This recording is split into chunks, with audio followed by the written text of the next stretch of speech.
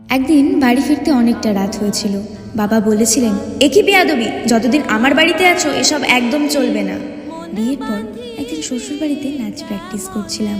শ্বশুরমশাই এসে বলেছিলেন, একই বেলেল্লাপনা, আমার বাড়িতে এসব অ্যালাউ করবো না। আমার স্বামী আমার চোখের জল দেখে বলেছিল, চিন্তা করো না, আমি বদলি হচ্ছি, শহরের বাড়িটা শুধু আমাদের হবে।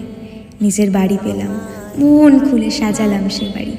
একদিন হঠাৎ দেখা হলো মিষ্টির সাথে, ওকে নিয়ে এলাম নিজের বাড়িতে। শেষে স্বামী বলেই দিল, আমার বাড়িতে এগুলো আমার একদম ভালো লাগে না।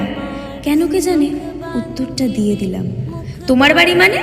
তোমার সেই বাড়ি যেটাকে তুমি শুধু নিজের বাড়ি ভেবে গর্ব করো? এ বাড়িতে আমারও সমান অধিকার আছে তোমার মতো।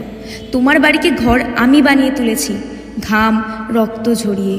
মেয়েদের নিজের বাড়ি হয় না জাতীয় কথা বলে মেয়েরা যদি নিজেরাই নিজেদের অধিকার ছেড়ে দেয়, তাহলে গৃহহীন হয়ে বাঁচবে তারা, গৃহহীন হয়েই